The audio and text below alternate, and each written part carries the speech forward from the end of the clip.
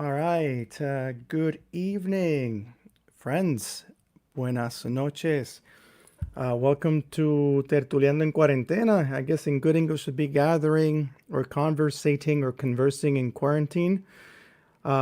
Space that has been going on now for over 6 months. Yes, over 6 months. Yeah, literally. It's the 22nd. We started on the 20th of March.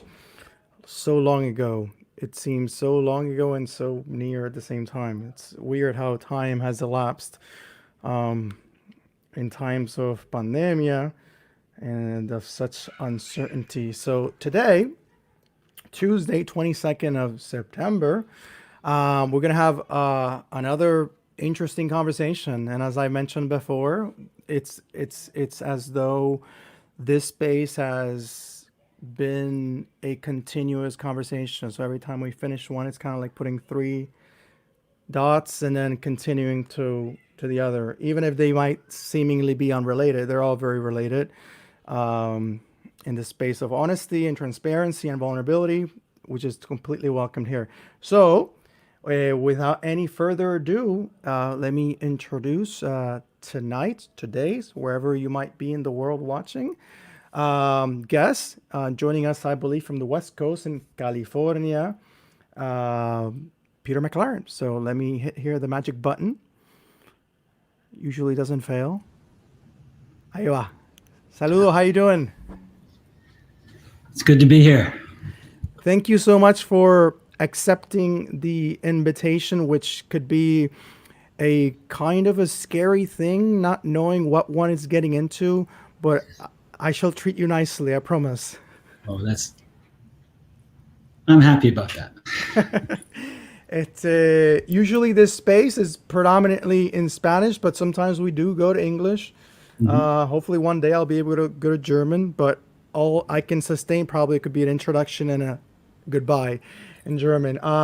But we navigate this space, and the conversations and the languages might be different, but the spirit of the conversation, I think, is very continuous, and it's to really have an open and safe space to talk about wherever it might be that the journey that person is taking has taken them.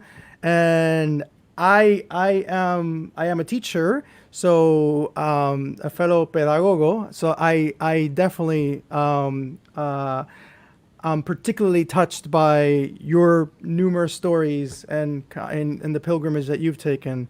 So I like to begin these dialogues by talking about the current context, by talking about uh, navigating these times of lockdown, pandemia. And I do it via this sort of like a three-layered question. The first part of the question is, what were you doing before, like around those early months of the year Mhm. before this thing came about?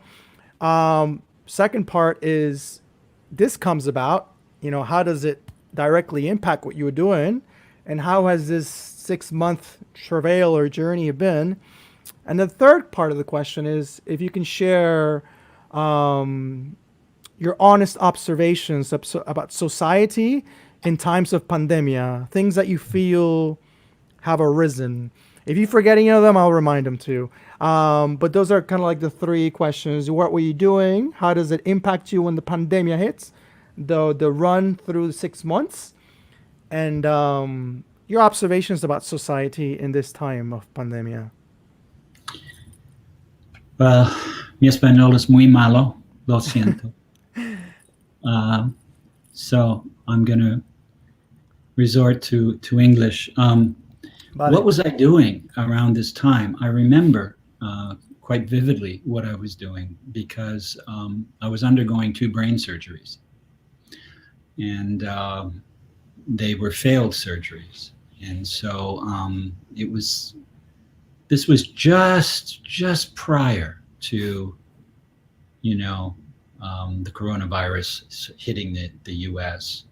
And and then the and then I of course went into quarantine. Most of the faculty, I'm on the faculty of education at Chapman University in Atala College of Educational Studies, and so everybody went online. We're still online. We're talking about, different ways of going back, and we can talk about that at some point. But after about a month of going into quarantine and going online with my students, I teach primarily in the doctoral program, and I teach Marxism. I teach, sociology of education, mostly critical pedagogy. After about a month into the pandemic, I had to go in for a prostate operation. And so this was like right after 2 failed brain surgeries. So I remember that. It wasn't a comfortable time. So there was layer upon layer upon layer of problems. I sort of thought the world was coming to an end for me. Yeah. But things turned out. Things turned out for the best, and I'm fine now. And Wang Yan, my wife, my partner, has been amazing, and she helped get me through. There's basically just the two of us here, living in the city of Orange, and so in regards to I mean, I'm digesting what you're telling me. I mean, it's quite heavy. It's quite heavy. Not only are we kind of entering, or did you enter times of a pandemic and uncertainty, but you were already having your own dynamics of bouting life and its hardships before. That's heavy too. Yeah, and it hasn't been an easy journey. I was diagnosed with post-traumatic stress disorder years ago, from some of the activities I was doing in Mexico. I shouldn't say I have. I helped start an institute. It's called Instituto McLaren de Pedagogía Crítica. And that started in 2006, 2007. And so I was spending quite a bit of time in Mexico. And, la lucha continua, Claro que sí. Yeah, claro que sí. And during this time, what are perhaps some of the things you've noticed that this pandemic has brought forth in society? Some framework through which you have looked into the panorama and how it looks. Well,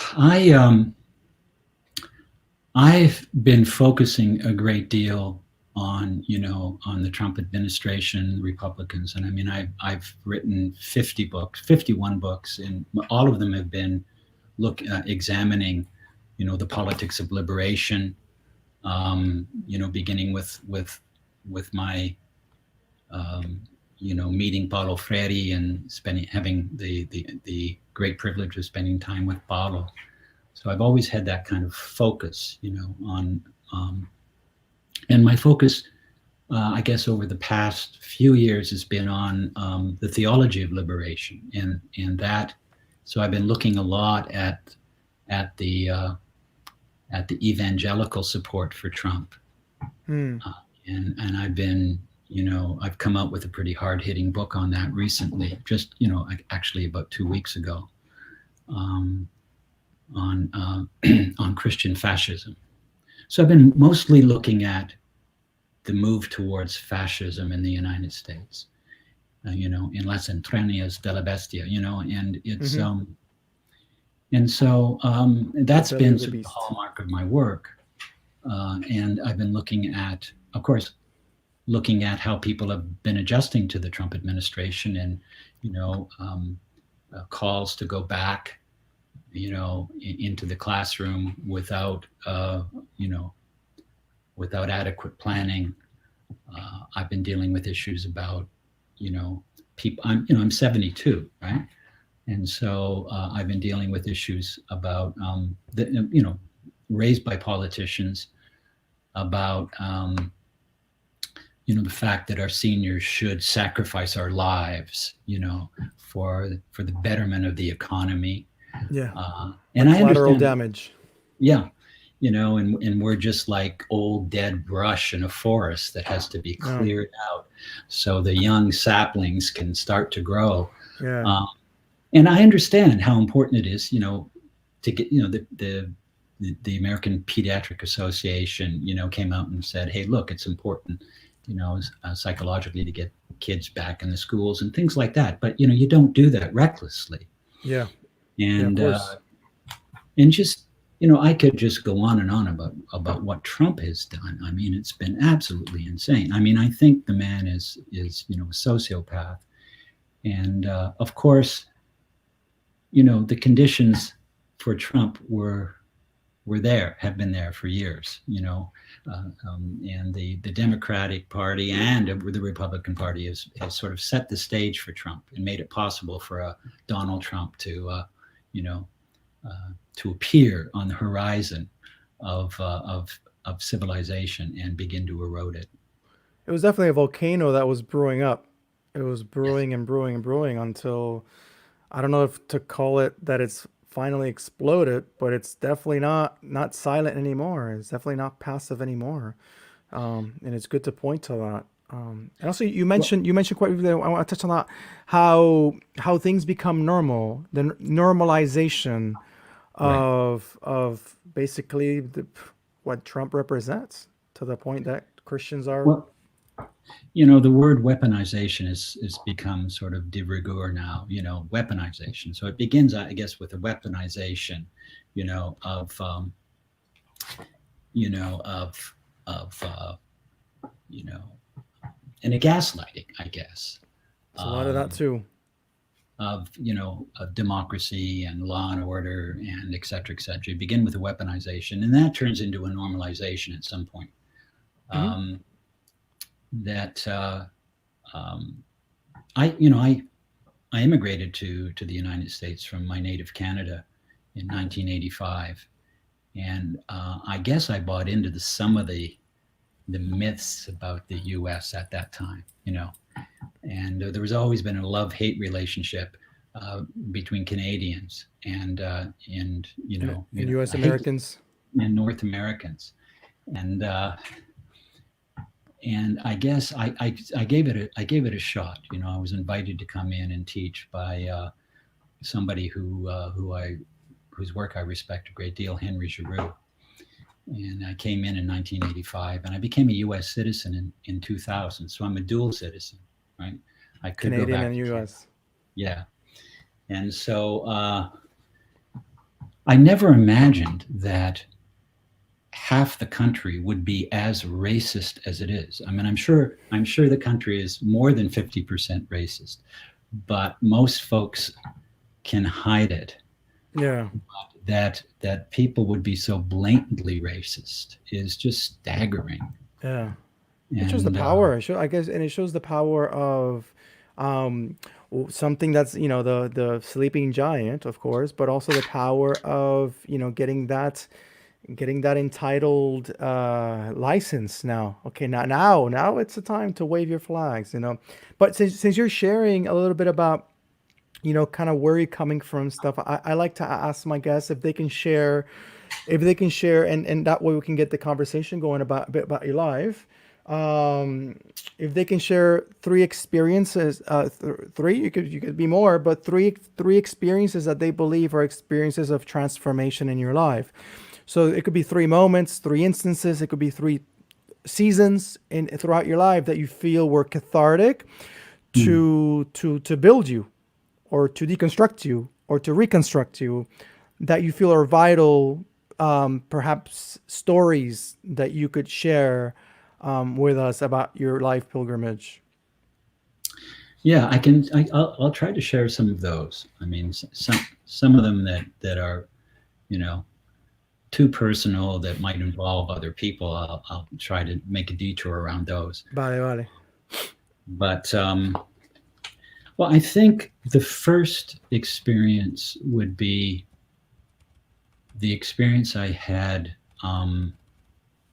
writing my first book, which was based on my classroom experiences. I taught grades 2, 3, 4, 5, 6, 7, and 8. Nice. Some of those were joint classes. So I would teach a mixed 7 and 8. I would teach a mixed, 4 and 5, for instance, or a mixed 2 and 3. And I began by teaching in a wealthy village. And the village was, I don't know if they call it a village now. It was probably a city now. It was called Unionville. I'm assuming it still is. And I was teaching in a wealthy neighborhood. And I was teaching grades 7 and 8. And I had, just gotten, my certificate from Toronto Teachers College.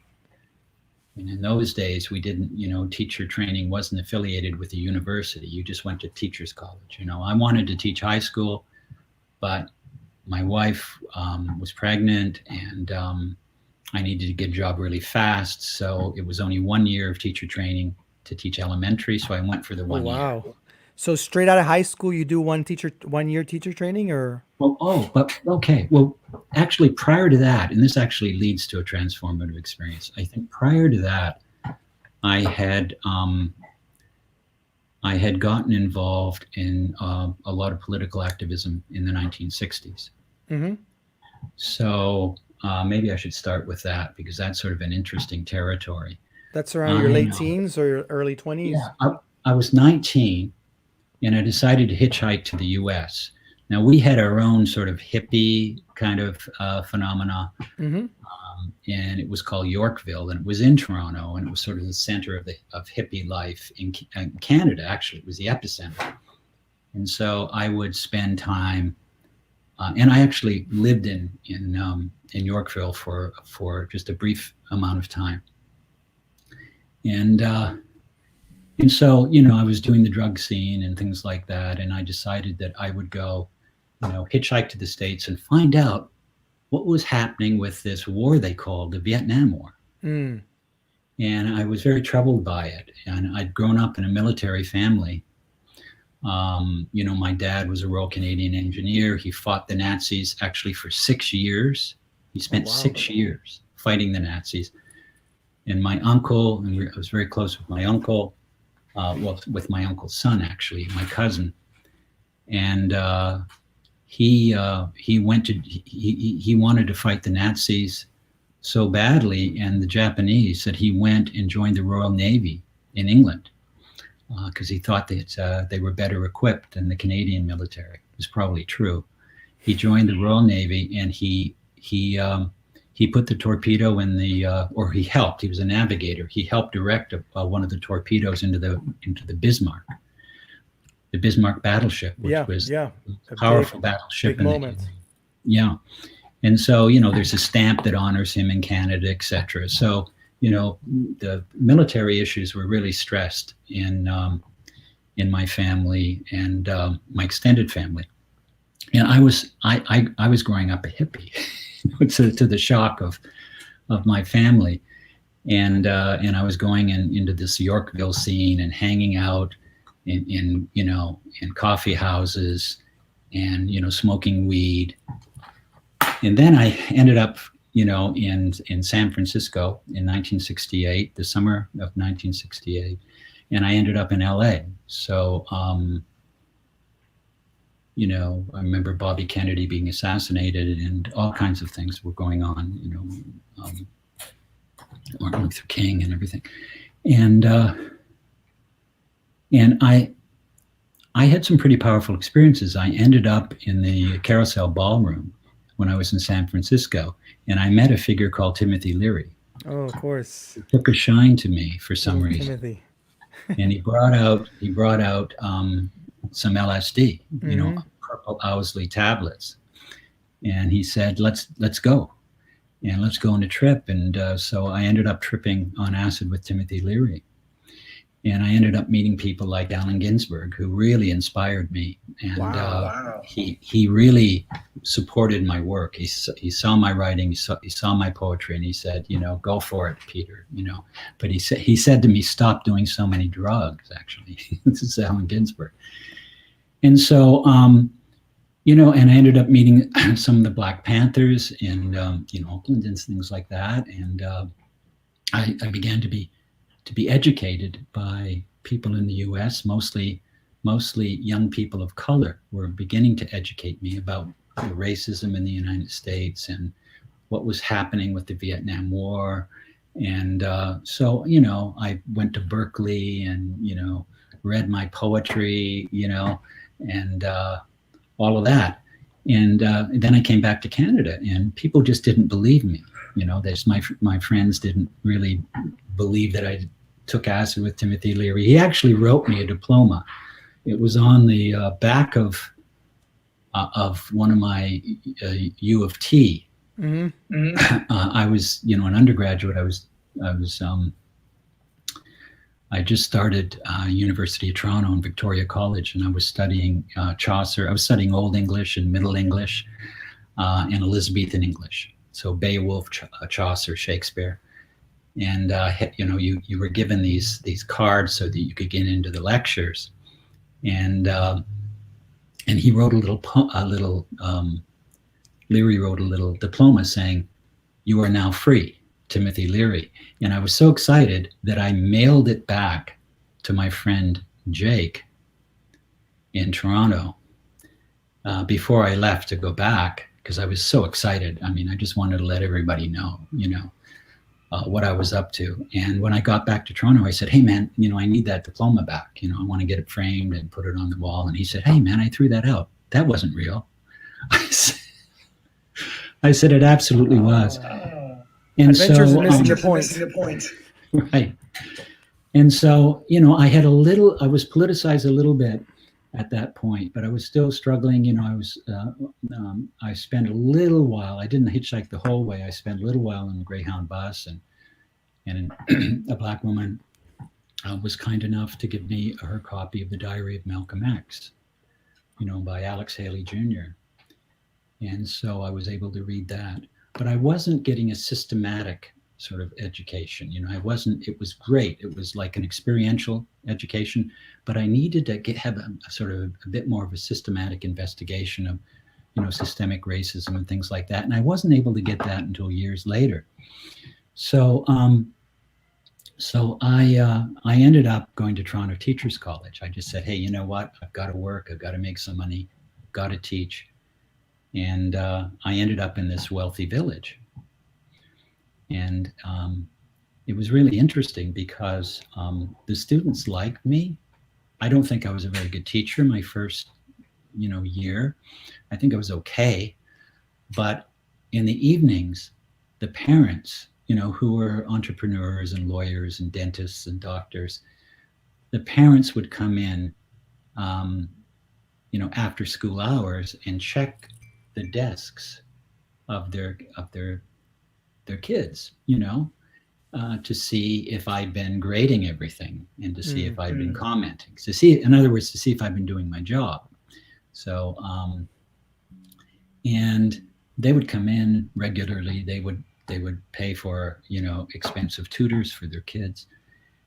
And I've started, listening to a few sort of educational sort of speakers that I liked. And one of the guys that I liked did a study that showed that the greatest, I won't go into the study and how it was organized or the methodology used, but he basically made a good argument that the greatest predictor of academic success is not how creative you are. It's not how hard you try.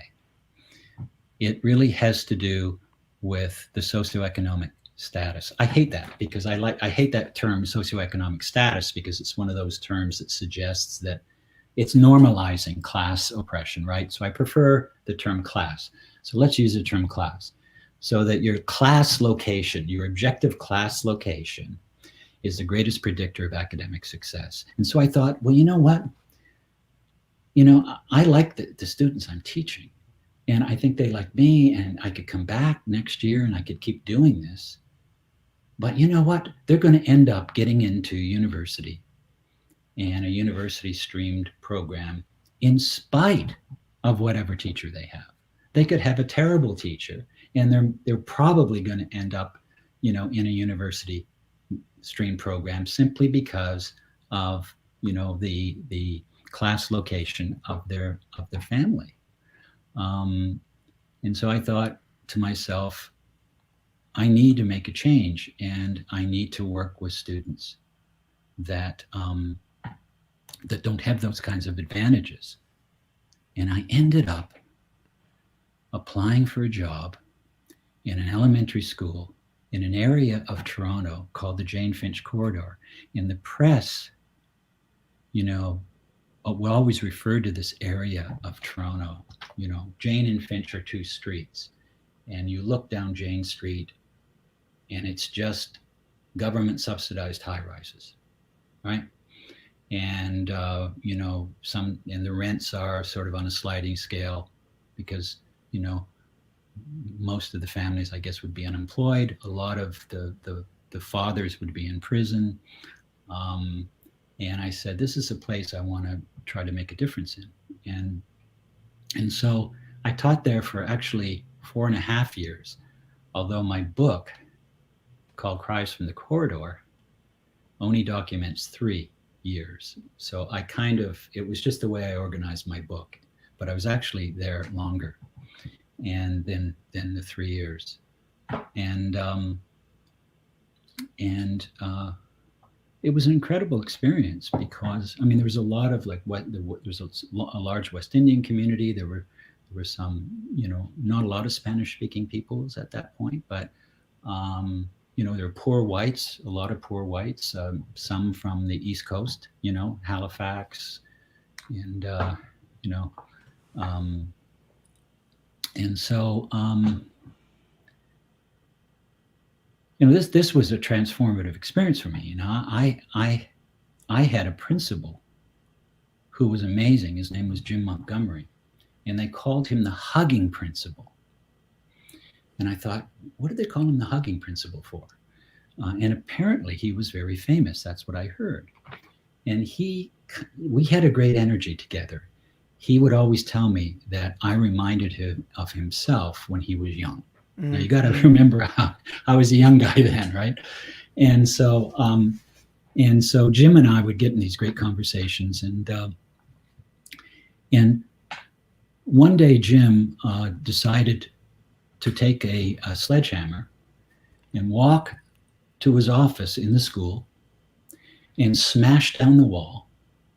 And he did this. He smashed down the wall, and everyone thought, "Oh my God, what's going on? Do we have to call, you have to call the cops? What's going on?" So he smashed down the wall. He replaced his metal desk with a little circular, early Canadian pine table and a rocking chair. And students would come at any time, spontaneously, during the day, and he'd give them a hug. And there was never any issue about him giving a hug. There was never any complaints in 20 years that he was the hugging principal, and so he inspired me. So my first week, I decided that I would take all the furniture out of my portable. I found an old piano that kind of half worked, and put the piano in there, but mostly a set of drums, right? And so the students, I think it was grade 6, the students and I just drummed. We just drummed for weeks. We didn't do any, reading, writing, we didn't do any sort of formal lessons. But when they tested the students, of course, the test scores were higher than they'd been, right? I can't explain it. I never decided to try to figure out why that would be the case, but you can sort of imagine and speculate. And I think it might have to do with the fact that you're creating a safe environment. You're creating an environment that is actually working for them. So whether you are directly approaching the material to be studied strictly, to pass those assessments, you are definitely touching an area that I believe is it's foundational. Well, yeah, and at the time I wasn't sure. I really didn't know what I was doing. I was just going on instinct. and I was going to see where, how it felt, and if it felt good, and it felt the students were, were pouring their energy into this, we go in that direction. But it was interesting because,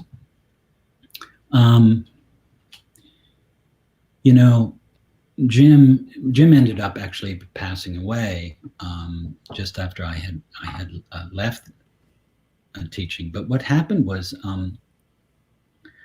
I was writing a diary. I was keeping a diary just to keep my sanity. But I would also, play with the diary a little bit in terms of, how I was crafting it. And I thought, my goodness, I think I could bring my desire to be a writer together with illuminating, the broader public about what was happening in this particular community. And I think I made some big mistakes along the way, and I've learned from those mistakes. I found an agent. I've never had a literary agent except for my first book, Cries from the Corridor. I found an agent, and she read it, and she goes, and she said, this is, I'm going to find you a publisher right away. She found me a publisher right away. And the editor I was working with, I really liked her a lot. But she, she looked at some of my diary when I was trying to be a little bit of a sociologist. I tried at that point in time, I tried to read a little sociology, and not enough to really be that competent in using that. But when I tried to have an explanatory voice in the diary, and I tried to explain, in kind of defend the violence, snipers would shoot at us from the balcony of, this only happened once, I shouldn't say. They did it regularly. It happened once. Snipers blew out the windows of the school during recess. They didn't try to hurt anybody, apparently. They just wanted to shock people. But, parents would sometimes bring attack dogs to school to attack teachers they felt might be abusing their kids. And there was a lot of violence, and I tended to focus on that in my diary. And of course, I tried to break it up with some poignant, and sometimes humorous events that happened. But I focused too much on the violence. Quick question. Quick question, Peter. When did you realize after? Because you're just diarying, like you say, you're just entering and writing jokes, like on journaling. When did you come to terms that you probably had something that you could publish out? And what story were you wanting to tell with that? Yeah, that's a great question. Well, I remembered some of the support that Allen Ginsberg had given me as a writer. I had, when I was in elementary school, I won the school's writing award. Little things like that, kind of gave me confidence. And people always said, Peter, you're just a very good writer. And so I would have loved to have made a living by writing, I think, but I realized that, I kind of like teaching, and it's probably easier to make a living teaching. And, just the stories, just the things that occurred, and the way I was able to sort of, capture them. The editor, and then of course, I would try to explain them, and the editor said, we're going to take all of that out, Peter, where you're trying to sort of defend and explain what happened. And I said, yeah, it's not very good, is it? It's not a really good explanation.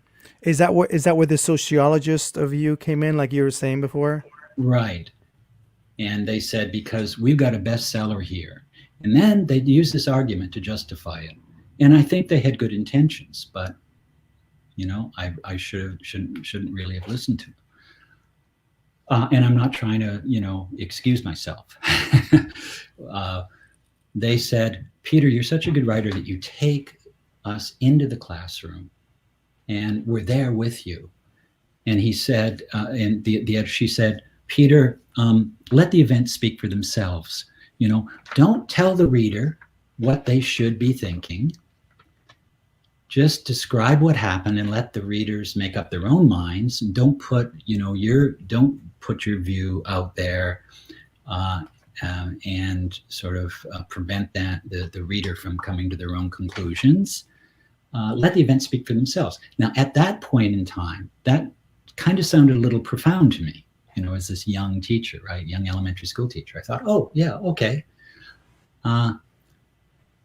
But no event ever speaks for itself. Every event speaks in a context. Every event speaks in a history. But I didn't realize that until the book came out. I get accepted into a PhD program, right? I finished my teaching. I decided, okay, I'm not going to resign. I'm going to take a leave of absence, which I did. And I fully intended to come back to teaching after my PhD.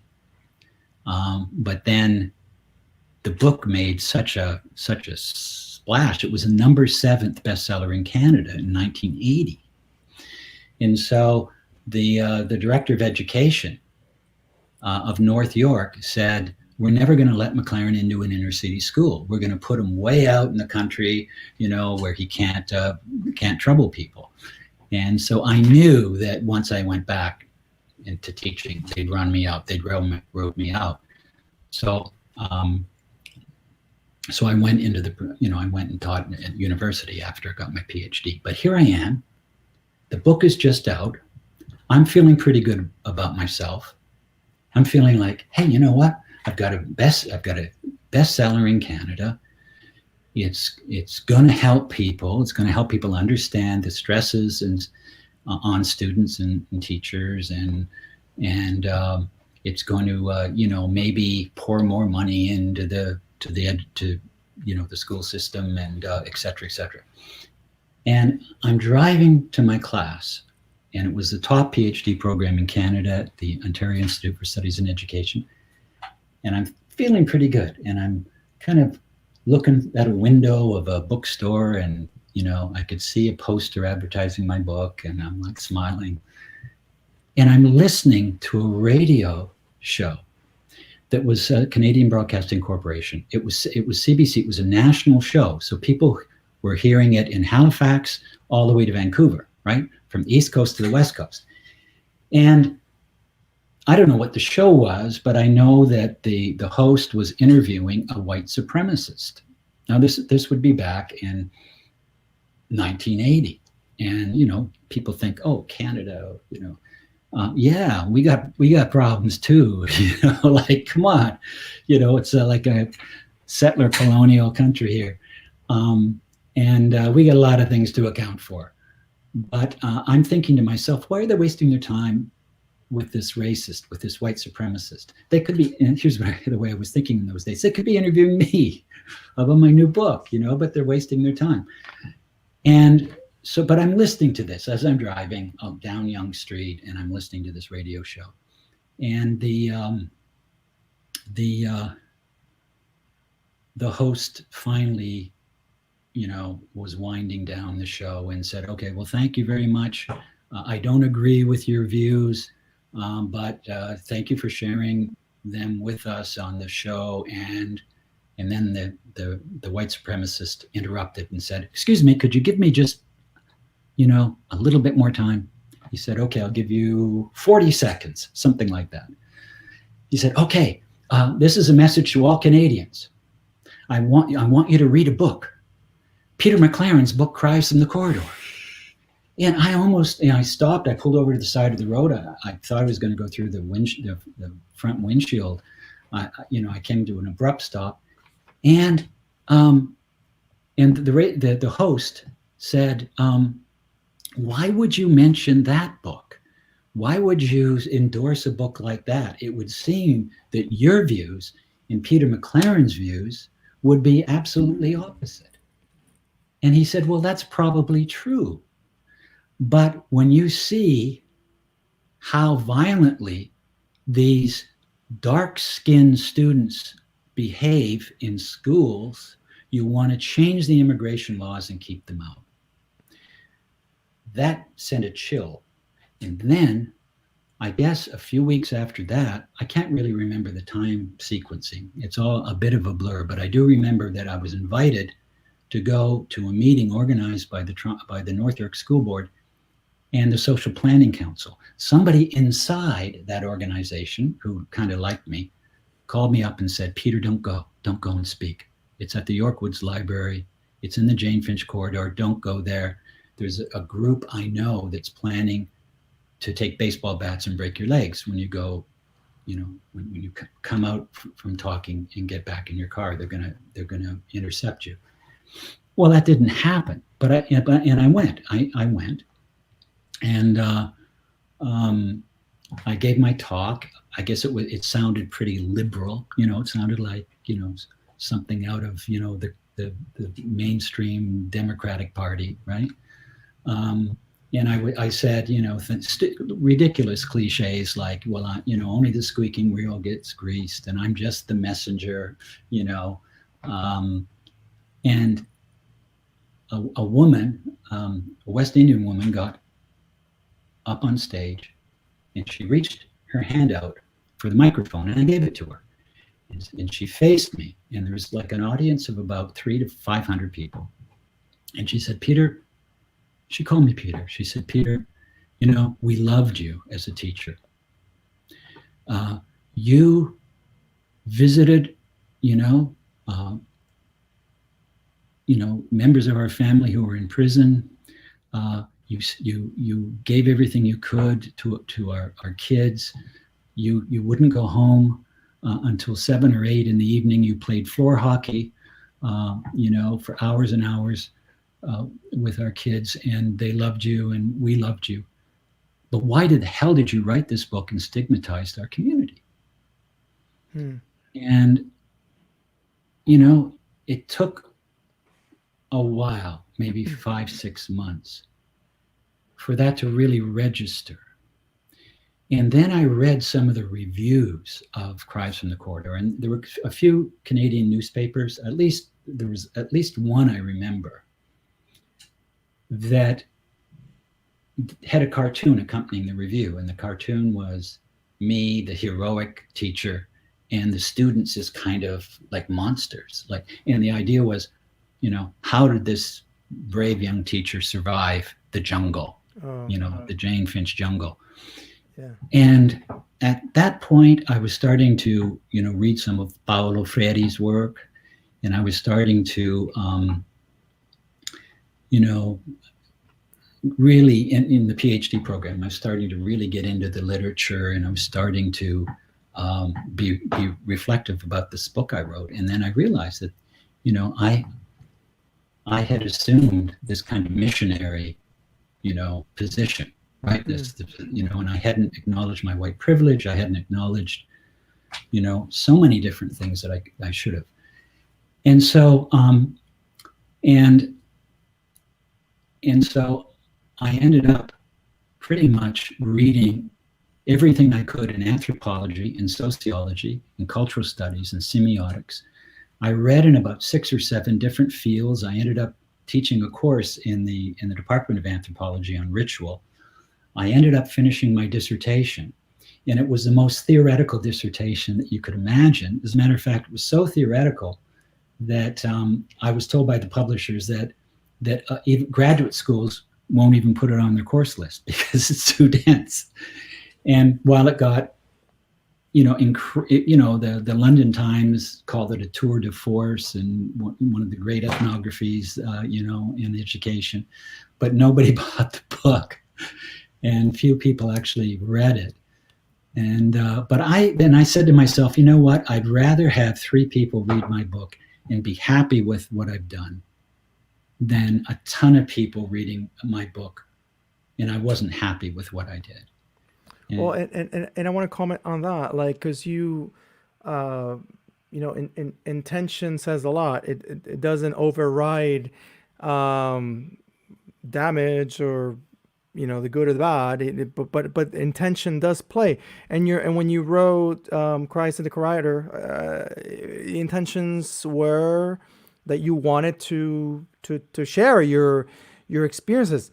Claro, of course. After that, maybe there was maybe a little bit of naivety that went into play that you later unfolded how maybe in an unconscious and subconscious manner there was a little bit of a white savior dynamic without realizing it. Now, what was the content of the second book, if that's the one you referred as to right now? What was the difference in them two?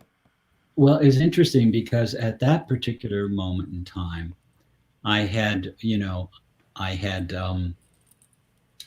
published my dissertation. I finished my PhD in 1985. I think my dissertation came out in 1986, officially. But in 1985,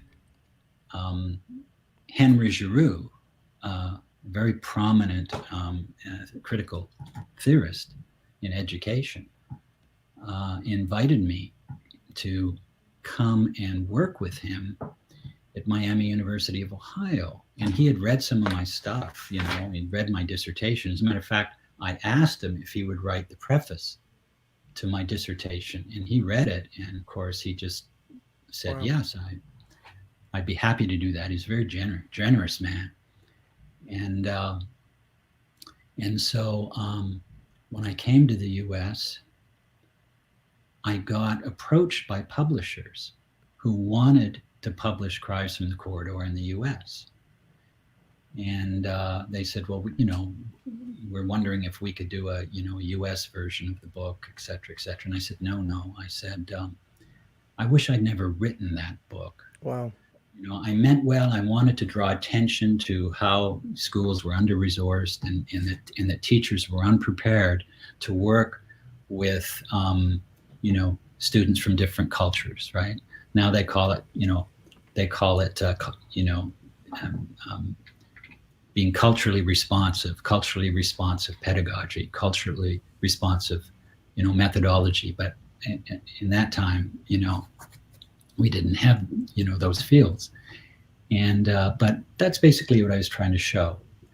And there was some of that, missionary stuff in there, but enough to, I was becoming, a radical, this is on my way to becoming a Marxist.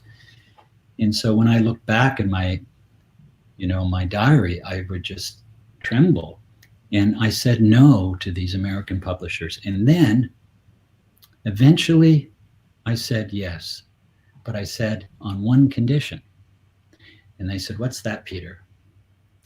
I said, I have to write about my mistakes. I have to write about things that I was seeing in those days that I no longer see the same way. And I want to include a little bit of a kind of critical, vocabulary. Like I want a little section on, ideology. I want a little section on class struggle. I want a little section on, on, different, cultural politics,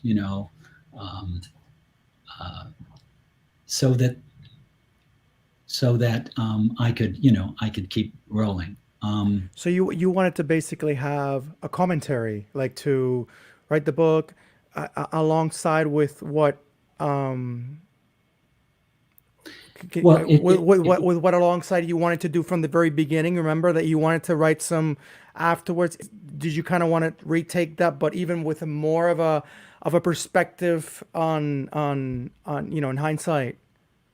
yeah, basically, I wanted the book and the construction of the book to be actually a form of critical pedagogy. So I started with a little bit of an introduction, and then you go right into the diary.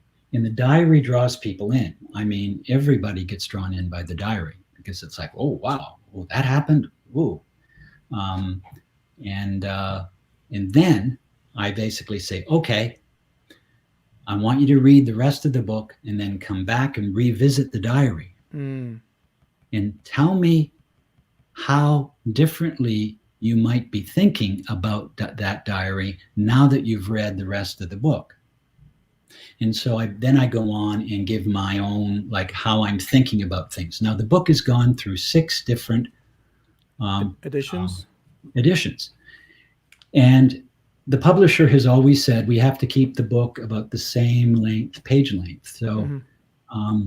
If I want to write, 20 pages on indigeneity, or um, multiculturalism or anti-racism, if I want to add 20 pages on that, I have to take out 20 pages somewhere. Oh. So each edition is very different, because after 4 or 5 years, I'm thinking differently, and I want to include these new ideas that I think would be very helpful. And then the painful part is, but then I'm going to have to lose something. And so it's gone into 6 editions. I don't know if it'll be going into another edition. The book got purchased by Routledge. They initially said, we'd like, I'm sure if I approached them about doing a new edition, but I think it's probably, I'm more or less The happy 6. with the 6th edition. Yeah. And there've been so many books since that time. In that space of time when you were experiencing the teaching world, Yeah. initially, as you went from that maybe affluent school to a more inner city type school, or a school that definitely presented more needs, or Mm-hmm. um, you didn't particularly have much of a theoretic framework Right. of within pedagogy. What were you working based on? I'm not saying that if you don't have a theoretical framework, you can't be working based on anything, because the theoretical work kind of comes, the experience, and then you start formulating these things, and Right. of course there's the heart and the passion. There's that drive. What I want to have a perspective of what drove you to what drove you to experience the teaching realm, um, in Well, a contrasting way to the to the typical teacher, that you wanted to go further on, which might explain your diary, that you wanted to go deeper, you wanted to. yeah. I think I've always wanted to go deeper into that. And I think what big change, uh, the biggest change that occurred, of course, was meeting Paulo in person in 1985. But at this point, when you meet Paulo in person, where were you? Was this post the publishing of the book, or? Yeah, it was. I met Paulo the first year that I arrived in the United States, Okay. and Henry Giroux and Donaldo Macedo introduced me to Paulo, and and this was really key to me. Paulo invited me at one point to go to Cuba, and at I think it was the Pan American Psychology Association, some kind of conference. I forget Mm-hmm. exactly. And I that was in 1980. Actually, that was in 1987. But it was basically my first trip outside of North America, other than as a tourist. Mm-hmm. When I was growing up, and what was shocking to me, actually, and was that at this conference, after I gave my talk, there were professors from Mexico and Brazil in particular. And actually, they actually ended up in Puerto Rico. Yeah, bien. But it was mostly Mexico and Brazil, and they said we brought you gifts, and I thought, well, thank you very much. They said we appreciate the work you're doing, and I said, how do you know my work? Like, I had no idea that they'd read my work, and they said, hey, we've translated some of your work. We didn't ask for permission, but we hope you That don't bootleg mind. versions. Yeah, and they were like, I ended up seeing them eventually, and they were like on typewriters, and they would like put like stamps of cross sabers and pistolas and things like that. And I looked at them and I held them in my hand and I said, these mean more to me Mm. than official academic articles. Mm-hmm. I write an article for, I don't know, a top tier journal or something, and I was happy to do that. Of course, you have to do that when you're in academia. But these Yeah. translated versions Something of my, else. that was like, and then Do you I do you was do asked. you do you know what these were doing for them? Do you know what these represented for them? Well, eventually I found out because they said to me, would you, if we invited you, would you come to visit us in Brazil, visit us in Mexico? And I said, are you kidding? Of course I'll be there. And they said, well, we can't afford first class, airfare. And I said, hey, I said, and they said, we'll try to get you a hotel room, but, we may have to put you up with another professor and things, something like that. This is grassroots stuff. Yeah, And, yeah, yeah. and then for a while, I was traveling to Brazil, I mean, every few months for years, and And before Mexico. this, you had no contact with Latin America. Like there was no. No, Was it in the back of your head? Did you? I mean, before hearing about Paulo, was there anything that you were kind of flirting around with Latin America, Latin American ideals, or? I'd always, I guess, held a real interest in America Latina. I'd always, I don't know where it came from, but I just know I was really excited, and when I went, because I had visited some schools, like one of the schools that I visited was Pedro Bizu Campos, Puerto Rican high Ah, school sí, claro. in In Chicago. Chicago, yeah. I got a call once from Marvin Garcia, I think his name was Marvin, and he said, "Would you come to our school and give a talk? Give a talk to our parents. We want you there for our graduation." And so I would go. I visited the school, and it was actually life-changing visit, Mm-hmm. because um, I remember that I was that the school couldn't accommodate all the parents, so I think they rented the Ukrainian Communist Party's headquarters, and it was in a church, uh, and a church space, housed in a church, and so I was listening to a young woman give the graduation speech, and she must have been, I don't know, 16 or 17, and another a graduate of the school was translating for me. I picked up, a few sentences here and there, a few words, but I needed a translator, and Mm-hmm. um, so she was sitting on this side of me because I was born deaf in this ear, and I just noticed my hearing aid might go out, and I might have to run and get a new battery during Okay. during our Dale. during our talk. I just Dale, heard the dale. noise, battery low. And so she was translating, and this young woman was like, stood up, and she started talking about, Freire, Paulo Freire, and what she learned about, and I'm thinking, this is a high school graduation talk, and this is the graduation speech, about And this was in Freire. the U.S. This is in the U.S. This is at Pedro Bizu Campos, La Escuela Pedro Piso Campos, vale. and I'm thinking, this is like pretty remarkable. And then she started talking about how Puerto Rican women were experimented on, you know, Mm. um, By the U.S., yes. when they were developing the birth control pill and things. She went on and Without on. knowing, yeah. I'm like, whoa. And I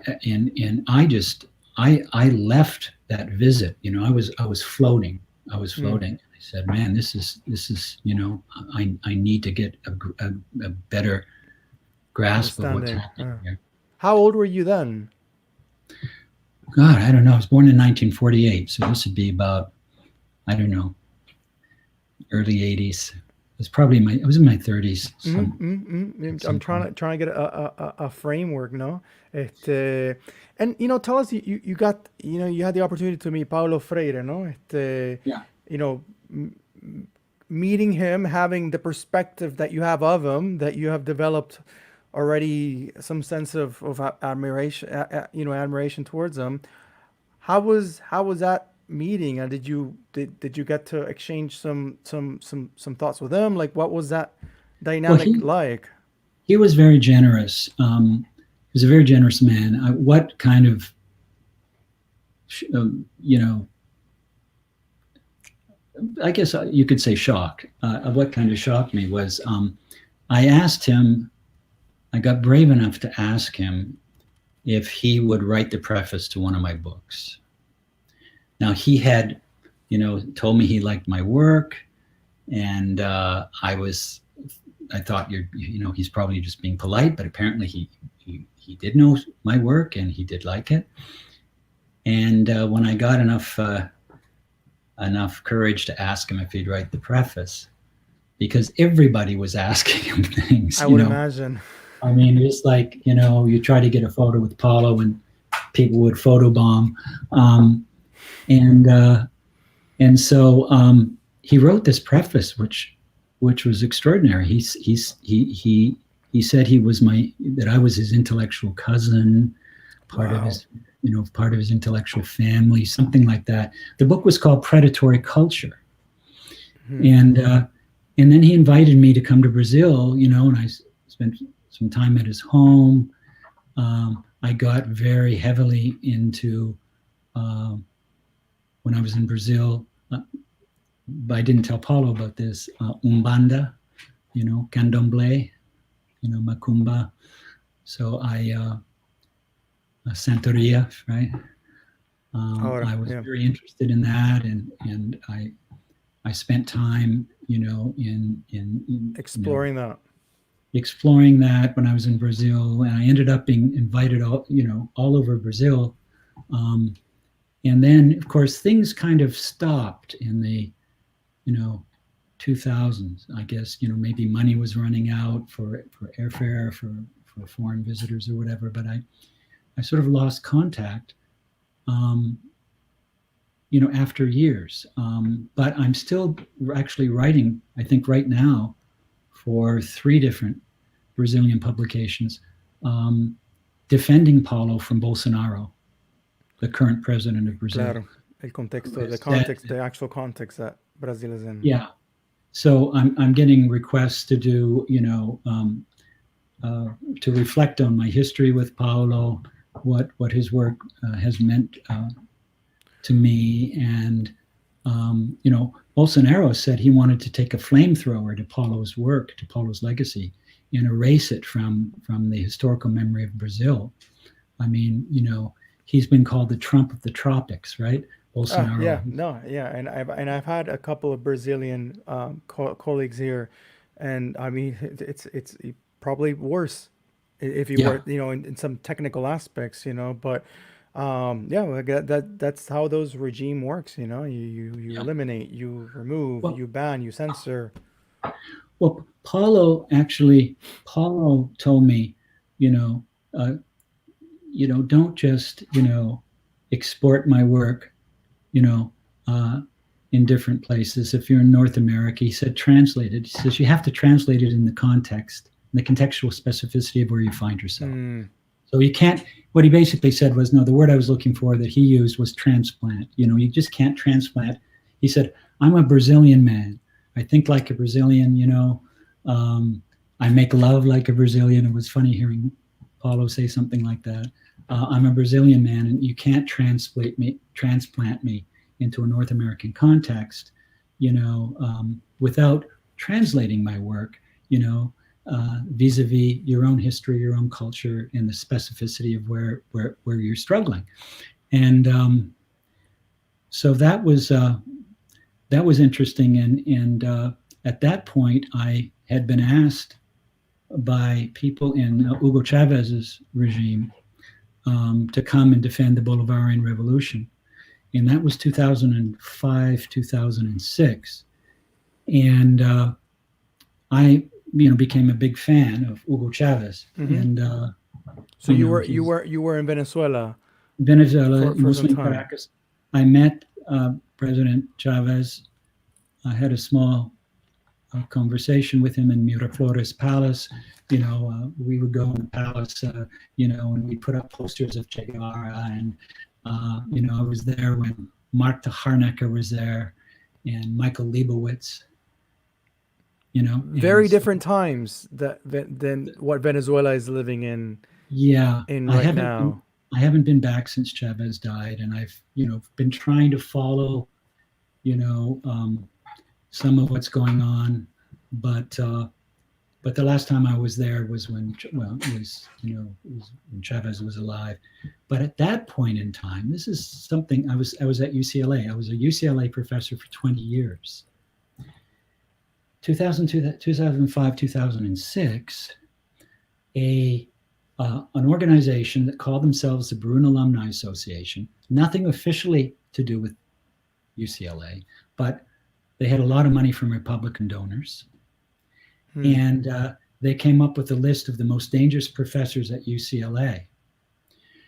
And they said, they called us the Dirty 30. And I was number one on the list, the most dangerous professor at UCLA. And, there was a book that came out, the 100 most dangerous professors in the country. I wasn't even in that book, so here I am. You didn't make that list. Here I am, the most dangerous. And it was interesting. It became an international story. I mean, I was getting magazines from Italy, from Greece, and they would be covering this story. And it was basically the McCarthy era has come back, in the 2000s. And they would sort of have a picture of me and Joe McCarthy or something like that. But nobody really defended me at all. In the university setting. No, and it was interesting because I went to the World Educational Forum, and as a matter of fact, I'm speaking at that in a few days. Actually, I think on Sunday. But back then, I went to the World Educational Forum, and one of Chavez's advisors stood up and defended me in front of people from all over the world, but mostly from America Latina. So I think my work has, I'm sure there are people that are very critical of my work everywhere, but I think my work is made probably it's been received more generously, I'll put it that way. In America Latina. Yeah, than in North America. What would you say is your reading of in general terms of the education system or education systems, but a framework in general terms of the education system in the United States? What are your readings of it? How do you approach it? And what would you change of it? Well, it's interesting. There's a saying that you can't have sociology in one country, right? That's been a concept that's been debated among the left. My argument is that we need a socialist alternative to capitalism. We need to create a social universe outside of the value form of labor. And the value form of labor, I'm not using the term value as a moral value. I'm using the term value in the context of monetarized wealth, right? So we need to create, a social universe beyond, let's put it this way, beyond value augmentation or profit making, right? And how we get there, there's no blueprint. Marx didn't leave us a blueprint. We have experiments, from the Paris Commune, through to, when Chavez was in Venezuela, in Cuba, for instance. So we have these experiments. And we can't possibly get anywhere with reforming education in the United States unless we make capitalism a focus. Now, I've always said this. I said, look, we live in a capitalist world. And certainly in the United States, it's a capitalist country. And of course, there's probably been some, positive aspects to that historically. but we're at a point where capitalism is an absolute failure, through overaccumulation and all that kind of stuff. Mm-hmm. But we need to understand what the constraints are that capitalism imposes on educational reform. So the most we can do is talk about, moving resources. We got to shift the resources from capital to labor. We have to shift resources to, from private schools to back to public education. And that's all well and fine, but we're still operating within a capitalist paradigm. We have to understand that. We can't move beyond that unless we decide to examine in our schools of education, for instance, or with teachers and teacher groups, etc. We need to explore what capitalism is. I've never seen a school of education, and I visited many of them in my lifetime. I've never seen a school of education where capitalism is a primary focus. Let's know the history of capitalism, right? The difference between, the move from feudalism to capitalism, Mm-hmm. and what the debates are, and what socialism, what people have written about socialism. Socialism predated Marx, right? And how socialism was perverted, right? How communism, for instance, Same. the same, countries that call themselves communist were by and large state capitalist. I mean, the Soviet Union was state capitalist. It was actually, even in its heyday, I think it was probably about 40% capitalist, Soviet Union, but it was state capitalist, right? So that would mean that they would hoard the resources to. Well, the owners, okay, the corporations are owners of the means of production in free market capitalist societies. Well, in state capitalist societies, it's basically, the government, right, owns the means of production, right? And so it's just, with us, it's corporations, and, it's centralized planning in Soviet Union. I'm not talking about Russia now, although they have got more centralized. Soviet, Soviet Union context. Right, Soviet Union, the Eastern Bloc countries. It was more of a, and of course we had, divisions of labor. All those divisions of labor were in some fundamental way imbricated with racism, right? And there's always been a racialized division of labor with the social division of labor, and how those are intertwined. And so, we need to understand that, because right now we're being gaslighted by the Republican Party and members of the Democratic Party about socialism being, synonymous with, Adolf Hitler. Yeah. And now, see, at the end of the Second World War, I mean, there was a decision to be made. There was basically, there was communism, right? And most of the countries were moving towards fascism. And so the U.S. sort of, I guess, decided that it's better to align themselves with fascists than with communists. But, you pay a price. And, you'd have paid a price either way, but you still have to, you can't look, you have to look at this dialectically. It's not an either or. Yeah, it's no not binary. Either fascism or communism. So the question now becomes, can democracy be compatible with neoliberal or modern day capitalism or austerity capitalism? I don't think we can have democracy in a capitalist state. So we need to look beyond. How do we organize ourselves for scarcity? Now, do we go back to, to the commune or the way they were originally, thought about? Well, we don't know, but we should at least be open-minded about it and be experimenting and discussing these issues. But I'm curious, Peter. So in sorry to cut you off, but I don't want to lose this idea. Because the U.S. Utilizes the discourse that they master the art of democracy, I Yeah. mean, they master it to such a length that they need to spread it everywhere.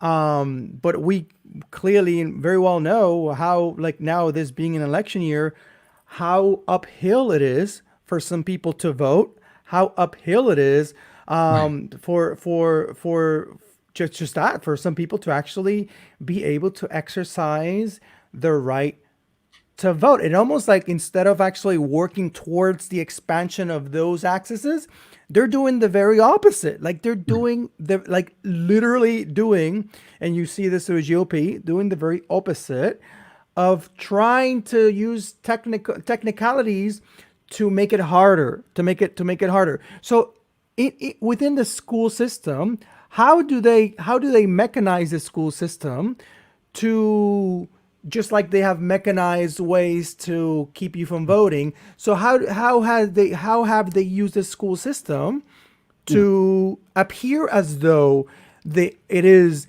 a real legitimate exercise of liberation, because that's what my understanding of education is.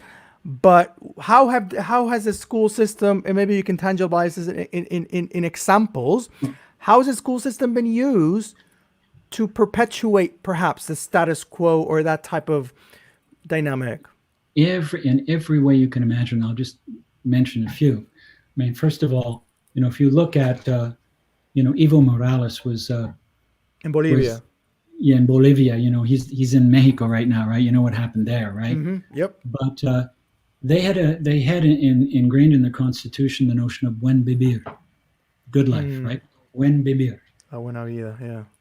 and and the notion of the good life was, to be able to have health care, to be able to, have 3 squares a day, to have a roof over your head, to be treated with dignity, to live a dignified life. That is absolutely, almost the opposite of the notion of the good life in the U.S. But that was sort of the driving force. I think that education should be about the creation of, should be about, people being able to live with dignity, to enjoy happiness. Um, okay, the main framework I think we need to understand is in basically civil rights. The United States this is one area. The United States has always said we're champion of civil rights. But civil rights in the United States does not include economic rights.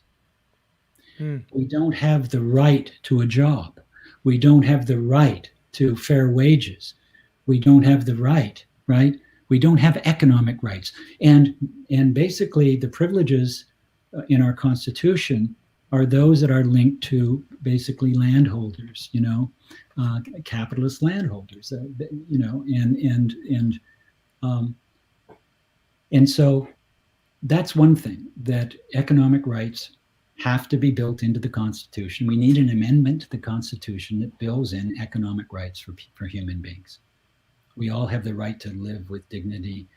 We all have the right to have medical care. That's one of the things about, that at least Canada has. It's got universal health care, right? And in that sense, that's built into the very fabric of Canadian life. Now, things, there are some problems with that. And they always come up.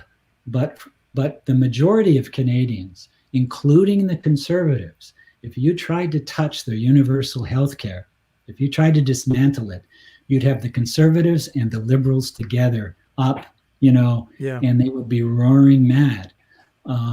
It's in the fabric. It's in the fabric. It's in the fabric, exactly. Yeah. And so that's one of the things is economic rights, and the economic constraints we live in under capitalism dictates exactly what can happen. So what they've done with standardized testing, right? I mean, they've marketed that as, we need to keep up with, competition. And, in Finland, I've spent, quite a bit of time in Finland. And Freire, I think they were the Danish folk schools, but let's put it this way, in case I'm wrong on that, the Scandinavian folk schools, were important for Freire. Freire learned a lot from them. And one of the things that the teachers tell me is one of the reasons that the students do so well is that they have no homework. Yeah. You don't give homework. You don't, when the school day's over, the kids go out and they play and they do their things and they have a life. They have a life other than taking back their homework and preparing for tests, right? Yeah. And they score pretty well on those PISA tests, right? And I kind of connect this with the story you were sharing earlier about your school experiences and how the kids were flourishing, and you were kind of wondering, well, I mean, I wonder what I was doing, because there isn't anything tangible to point your finger at. Oh, are you covering the material? Are you doing the 2.5 pages per hour? There have been some studies, and I can't recall the specifics, but I'm pretty confident that there have been studies that have been done that have shown that the longer you're in school, the less creative you become. There have been studies where they've used creativity measures, and they're pretty high, in kindergarten, right, and still pretty high in grade 1, but eventually they just. And of course, I have this discussion with my students, my PhD students at Chapman University. We had the discussion last Thursday. We're going to have it 2 days from now, on this Thursday. Just basically, Paulo's, critique of the banking model of education. Now, I've spent the last 4 or 5 years, I've spent, a month, the month of June for the last 4 or 5 years in China as a chair professor in Northeast Normal, which used to be called Manchuria. It was formerly the Japanese controlled part of China, of Northeast China, and working there with graduate students. It's amazing because, there's still, the banking model is still very, very strong in China. And my wife, Angie, is from Northeast China, and she did her PhD recently on, using improvisation, right, to teach. I love that. So when I go there, it's really interesting. And I've gone there with members of the Paulo Freire Democratic Project. Wonderful group of people, by the way, in Chapman University. That's one of the appeals that Chapman had for me, was they got a group called the Paulo Freire Democratic Project. And Paulo has been to Chapman, and Paulo, had a favorite Cuban restaurant here in Old Town Chapman, and all that kind of stuff. So anyway, how does that play out in China? I mean, yeah, interesting to find out. Right. Thanks for putting me back on track. They would say, Peter, like, I would ask them, what do you think about that? Hey, tell me a little bit about your experiences. And I would ask questions about the students and their lives. And at one point, a student stood up and said, Professor McLaren, why do you care what we think? We care what you think. We have done so well. We are in the top of our class. We are in a PhD program. We have succeeded to be PhD students, and we know how to succeed, and we want to write down your thoughts. So why are you wasting your time asking us how we feel? Now that was the opinion at the beginning of the class. At the end of the course, students were crying. Some students were weeping. They didn't want the class to end. I was teaching that. One of the classes in particular, I was teaching with Professor Susie Suhu. We were teaching that together. She's Chinese American, but she's part of the Paulo Freire Democratic Project. And two of us taught this class together. And students were coming, like Angie and I, my wife and I, rented a little apartment near the campus in a pretty rundown area of Changchun. But and so we invited students to come on over when they wanted, when they felt like it. And there were students that come in and talk to us. And one student obviously wanted to talk about LGBTQ issues. that he Wow. couldn't talk about, Yeah. and it just, you know, and then it's, but you know, I mean, but the students in China are amazing and wonderful, and the professors I know there are wonderful, and those are the professors that wanted me to come to China. They wanted me to come for a reason, right? So They had um, something that, I mean, they had something going on. Like yeah. it wasn't an accident. But you have to try to figure out who's the person in the class that reports on what you're doing. That's kind of where I was getting at. I mean, I've never been to China. I did teach online through two kids in China for a couple of years, and that opened my window to China. Yeah, And I was thinking about going to teach ESL over there. It was actually supposed to happen this year, but the year had other plans. Um, but I got to meet, like, whilst I was in Germany. You mentioned that LGBT case. A good friend of mine is, he's openly gay, and he was, he's now, I guess now he's been in Germany for, like, I guess for five years, and and he would, like, try to explain to me how that dynamic would be within his family. It wasn't, I mean, he's open in Germany, but over there it's not something you really talk about. It's not something you really converse about. yeah, And I really tried to understand him. Me kind of being raised in a Pentecostal sort of family and that dynamic, but I'm not gay, but I'm not in his shoes. I can't really 100% relate. But the dynamics of not being able to talk to those yeah, close to you, it's horrible. yeah, yeah. And so I think there, we've had 3 critical pedagogy conferences in China so far, and we got professors wanting to present at these conferences. Um, and they're international conferences, so we had people from all over. Um, but you could tell, like, hey, is critical pedagogy starting to take off in China? But I think now I would say that, it's on a pause, um, given what's happening now between China, since the pandemic and since the trade wars and Trump. I think that, the Communist Party has to approve everything. Um, I And guess they how like do the you fact I'm an honorary member of the Mexican Communist Party. and that's what I was going to say. Like, how do you get this past them? How is this sort of like, how is this marketed or presented to them in a way that is, Yeah. welcomed or digested? Well, some of them would say that we're far enough away from Beijing that we're okay. Some of them would say that. But no, I would go Mm, slowly. And here's how I would do it, basically. Here's how I would do it. Um, I wouldn't mention, the work that my visits to Hong Kong, for instance.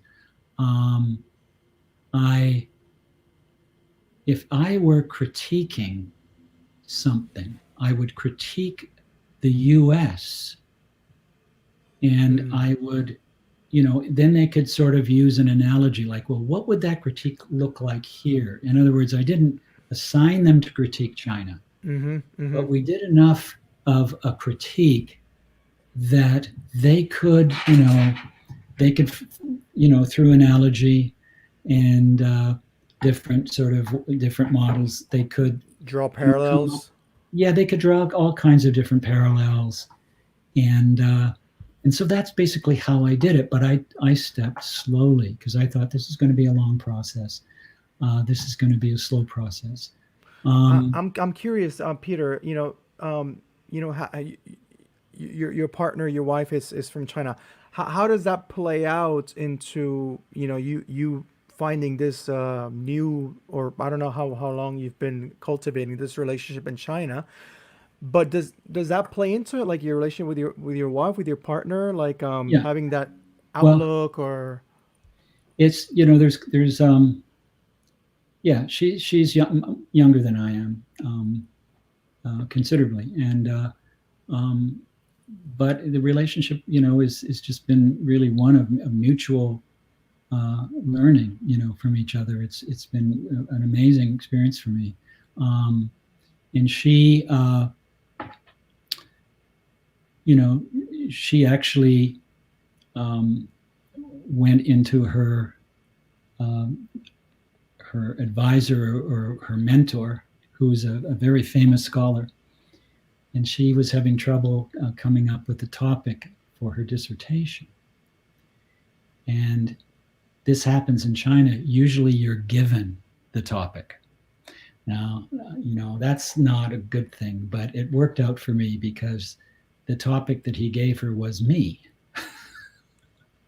I want you to do, this was actually her master's. Yeah, I want you to do your master's thesis on Peter McLaren, and that's how actually she contacted me, and that's how we got together, and that's how the relationship.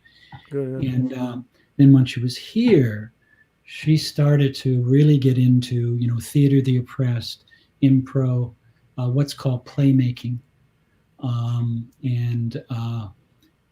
and so in theater, and she's just that's what she's doing. That's what she's doing now. And it would be great if we could get her dissertation translated into Chinese. I think would make a big impact. But yeah, I mean, Angie is, has a sister, and, she had a sister during the one child policy. And she grew up very poor. She lived in a house where the floor was made of dirt, and Wow. her parents, sold vegetables in a truck, and they were living actually, not that far from Siberia. The truck had no heater. I mean, the story, and she was the one that had to stand on the stage in elementary school and accept a free gift from the school for the poor girl, and she was humiliated. So they would give her a coat. They would give her a winter coat, and she had to stand there and sort of act like she was grateful, but she felt humiliated. So charity case. I've never met anyone who's struggled through poverty like Angie, and so I'm very curious, since building this relationship in China, and I think one of the colleagues that you referenced me with when I was a couple of days as we've been in conversation, aiming to Europe and stuff, and I think one of them was telling me that they were trying to get their program accredited by a university in China. Yeah. So there are some interesting links going on within the academic world over there. And well, actually, here at Chapman University, we have a program, a PhD program with students from Shanghai Normal in Shanghai, and so it's a 3-year PhD. It's a very good program. The students, spend 1 year at Chapman, and then Chapman professors go to Shanghai for 2 years. And of course, things have stalled now. The students are actually at the point now where they're writing their dissertations. But of course, it's we can't, our professors can't go to Shanghai now, and certainly the students there can't come, to Chapman. Virtual now, I guess. We have that kind of program, and the question is, will we be able to renew that program? In other words, will the powers that be, will we be able to have another cohort from Shanghai? And in principle, I think it could happen. I hope it does happen. And so that is happening. And it's been a really good experience. It's been a tremendous experience. Mira, Peter, I wanted to take an opportunity. I have a friend who asks a question, but before I bring her question in, and it's in the line of of applying critical pedagogy, or applying Freire, pensamiento freireano, Freireano thought, into school systems, into whether it be in Puerto Rico or here. But that serves as a bit of a context. But I want to bring her question up. It might be a little bit change of topic, but it's still connected. Everything connects. everything connects in life. Um, and she asks, it's in Spanish. I'll translate here. So how do you understand that sexual education, like community-driven sexual education, um, and this new pandemic reality, um, how can you approach that from a Paulo Freire, um, you know, participation from a Paulo Freire or Freirean type of approach. Um, and I know she's, her specialization is in sexology and in that realm. So I know that there's a little bit of that. And she's also very deep into Freirean thought. So she's bringing in the pandemic situation, this whole lockdown, this whole encierro, being behind closed doors, Yeah. and sexual education, I guess as a form of liberation, as a form of just being educated about our sexuality, which is so distorted nowadays. But what would be an approach, a Freirean approach, perhaps, to sexual education? I don't know if you can comment on that. Well, I would like to learn more about it. I mean, I don't think I'm really qualified enough about sex education to really be able to explore that area. But I think that I would need to have a conversation, right? Claro, claro, claro. I would need to have a conversation, and through that conversation and through that dialogue, we may be able to break open some ideas. But yeah, I mean, my sense is it's so difficult to even broach the topic of sexual education, in schools, and it must be one of the most frustrating, pedagogical, dilemmas that we're facing. And especially, I guess, nowadays with, like, if, for example, in Puerto Rico, there's a heated debate, not necessarily isolated with sexuality, but with gender perspective, Yeah, and education with perspective in that. And there's that fundamentalist push that is, I guess, that has sort of hijacked that conversation into making yeah, it kids being exposed to right. the worst of things. And gender fluidity and all those issues, I mean, are really important. And yet this is actually one of my main beefs with the evangelical community. You mentioned that they've hijacked this. They certainly have hijacked this. My new book is just all about the prosperity gospel and Trump's evangelical committee, and it's pretty frightening how they've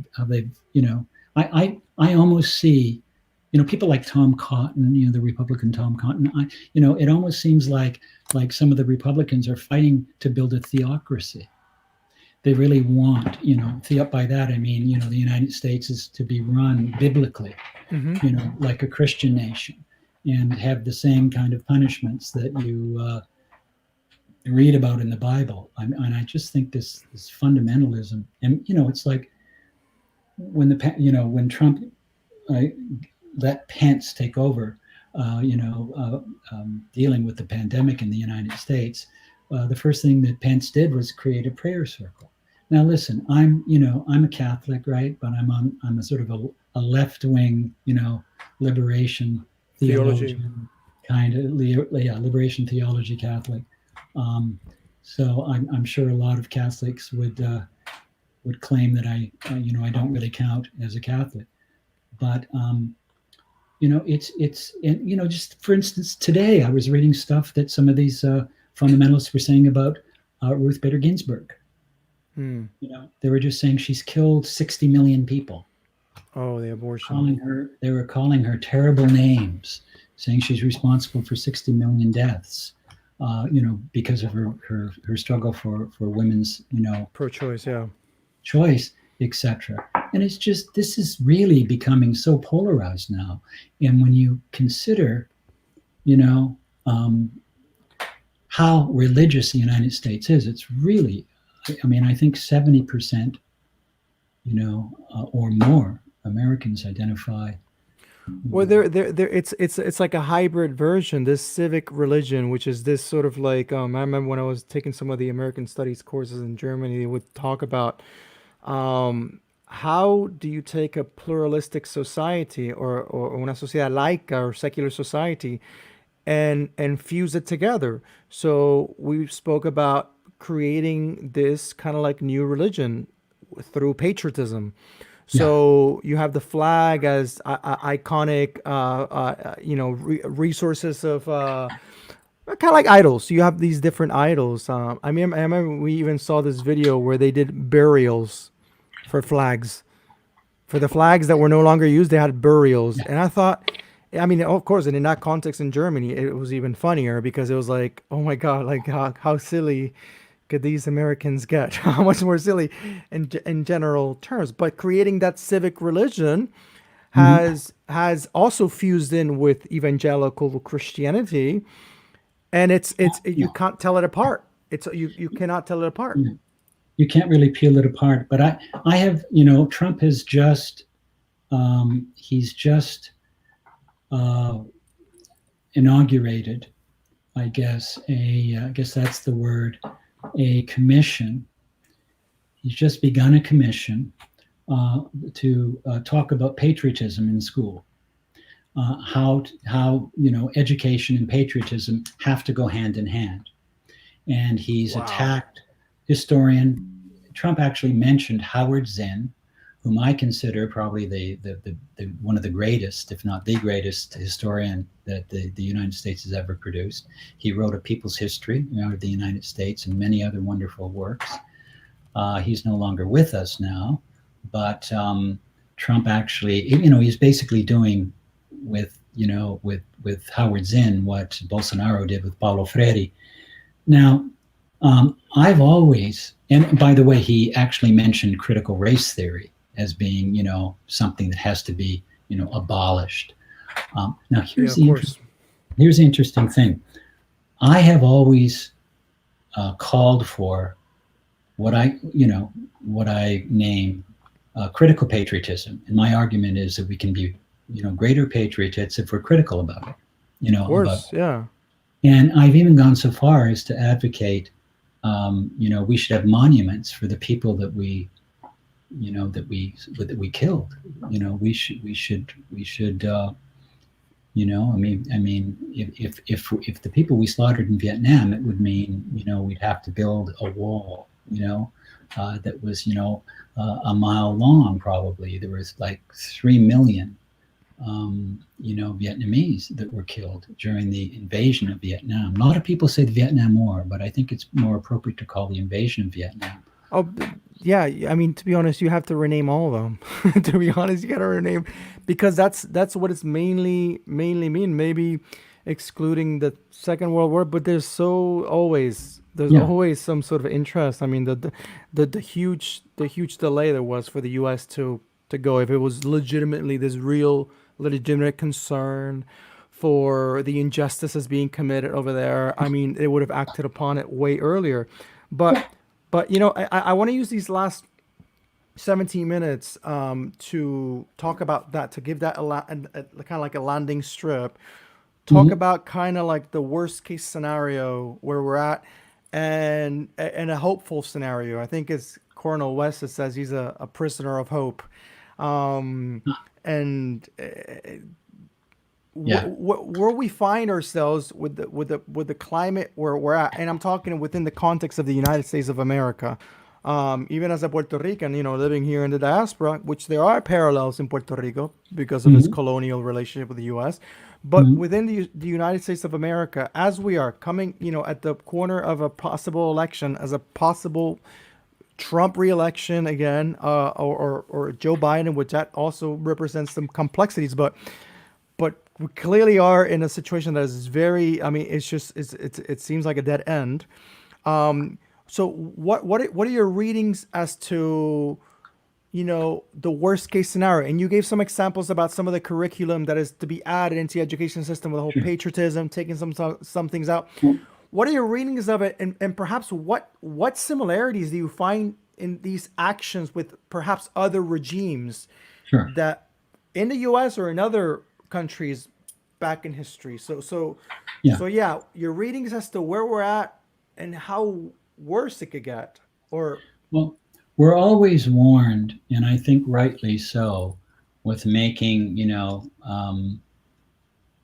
comparisons with Nazi Germany and the United States. So, we always have to, be very careful in doing that. But I have done that actually in some of my work. And I have, seen what seem to be parallels. And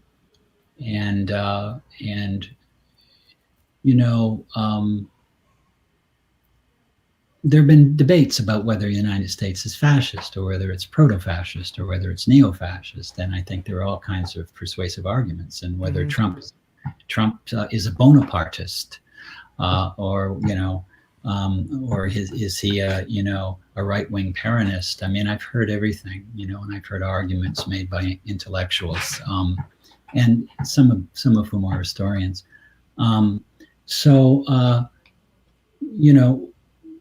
We can enter those debates, but I think what is unquestionable is that Trump is an enemy of democracy. And I think that Noam Chomsky, who I admire tremendously, Noam Chomsky said it, hit the nail right on the head when he said basically that the modern day Republican Party is the most dangerous political party in history.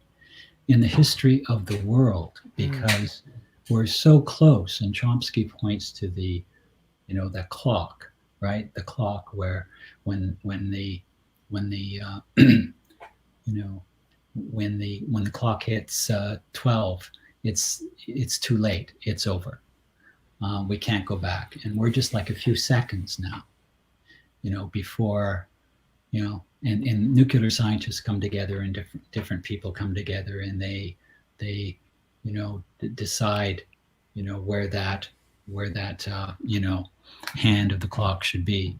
And we're at the most dangerous level ever. And the possibility of mutually assured destruction is so powerful today. I mean, the threat of nuclear war is and I can't think of a time where it's been more dangerous. I mean, maybe you might think 62 and the Cuban Missile Crisis, and there's been a few other crises that have brought us, I think, fairly close to nuclear war. But I think today, we're closer to witnessing the annihilation of the human race, and what's called omnicide. I mean, basically the annihilation of everything. I mean, what has capitalism brought us so far? Capitalism has brought us, genocide. It's brought us epistemicide.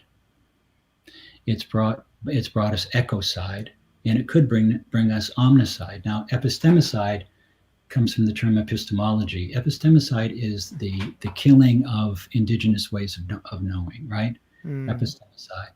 I met my friend Sergio Quiros Miranda, who's unfortunately passed away recently, but he was the Director General of Instituto McLaren in Mexico.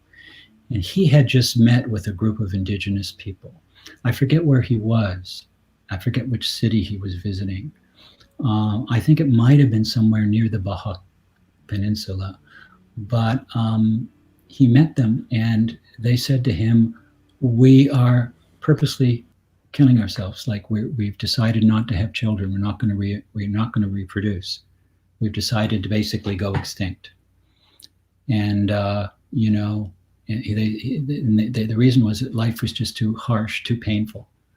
And they made that decision, this group, of indigenous people. I don't know how large the group was. I don't know what they were called, what they call themselves.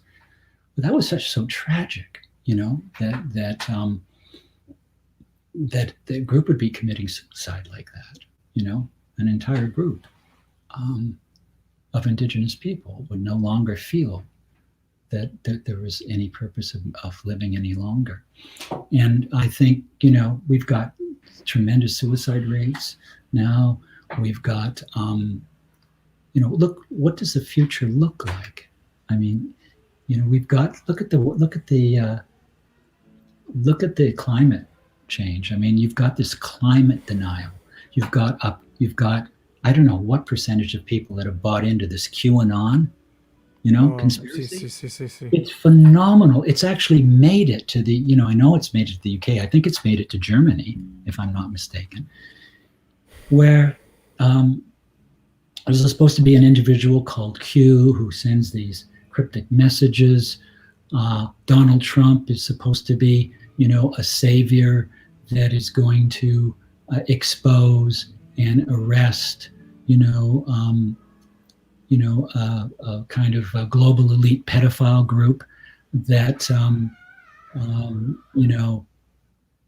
that are also demons and that eat babies and worship Satan. Angela Merkel, apparently, they claim is a granddaughter of Hitler. Just these, in that, Barack Obama was the grandson of, I forget anyway. But it's absolutely ludicrous. It's the myth building ability to make myth into a way of controlling and a way of fear building, because we all make our myths, but what do we do with our myths? And that's the powerful tool of using myth as a way of control and creating that horrible narrative. And they really believe that, and some people believe that Donald Trump if he's not working on the material plane, he's working on a spiritual plane. They're actually have literally turned him into a kind of mythological, God. Yeah. I think I heard somewhere that they were asking how they could include him in the Bible. Yeah. This is, I can't fathom it. And I'm trying to fathom it. And the fact that we're so divided now. And of course, this goes into climate change. It goes into, anti-vaxxers. It goes into, all of these are sort of connected. And go into ignorance, go into lack of education, go into it's the very, very core of it. So here's the interesting thing. There is an attack by the Republican Party on what they call cultural Marxism. Now, what they mean by cultural Marxism is political correctness. They think that, and feminism, this attack on sort of white supremacy. So this is what they mean by cultural Marxism. Well, and also multiculturalism. So it's multiculturalism. It's an attack on white supremacy, I guess anything that problematizes the status quo is part of that. Well, it's got the label cultural Marxism. Now, what they understand. Now, it's interesting. I've read some of the, I guess you could call them quasi-intellectuals who write about them. That support this. And they've actually located the danger or the source of the problem in a group of Jewish intellectuals who I read and who I support and who are, who I admire, called the Frankfurt School. Now, the Frankfurt School of Critical Theory had members like Herbert Marcuse. Herbert Marcuse was Angela Davis's professor.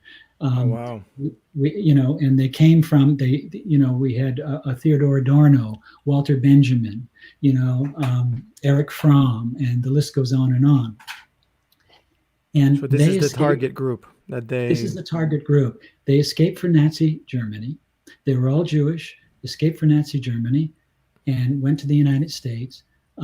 Marcuse stayed taught in University, I think San Diego, or it was San Diego State, one of those. It was in San Diego, and ended up, being the professor of Angela Davis and being one of the intellectuals on the left during the 1960s, for instance. And it's interesting that they've targeted a group of Jewish intellectuals, and they have they're blaming them for, feminism. They're blaming them for this political correctness. They're blaming them, for multiculturalism and for making white people, so fragile to criticism, et cetera, et cetera. And so they've written about this, and some of these, Republican sort of intellectuals have written novels, about coming race wars. They've posted manifestos. Now, I don't know if you know that guy. I think he was in Anders Breivik. He's from Norway, I believe, and he ended up, just a number of years ago, massacring, I don't know how many people, dozens and dozens of people. And the terrorist attack that happened in Ireland. Attack, yeah, he just went and just took a gun and there was apparently he was a Christian or something, if I'm not mistaken, or he used that. He had.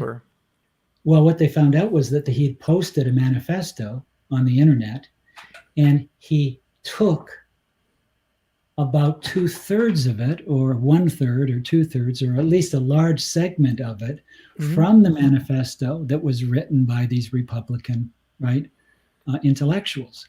And of course, that Republican manifesto is taken down. It's gone.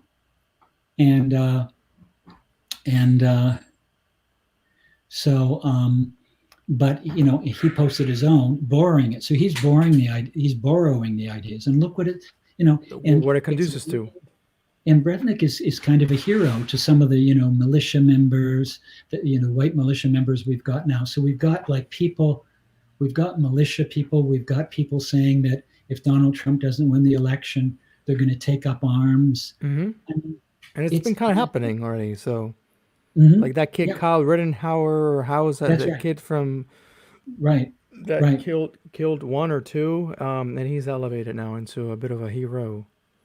17 years old. So this is a pretty dismal time that we live in. So using that as a context and as a background to answer this last question I have, which has to do with the utopias and the utopias that are kind of up in the horizon for us and allow us to keep on moving, to keep on stepping forward. So what would you say, as the last question to close this wonderful conversation that we've had, what are your utopias that allow you moving forward, especially in this context and in this climate? Well, I think we need to make a distinction when we use the word utopia. I think we need to revisit a wonderful German theorist called Ernst Bloch, B-L-O-C-H. And he wrote what is considered, maybe the greatest work on utopia and hope. And I think he did a 3-volume work. I think it's called The Principle of Hope. And I remember reading it years ago. And I remember that, there was a distinction he made between, concrete utopias and abstract utopias.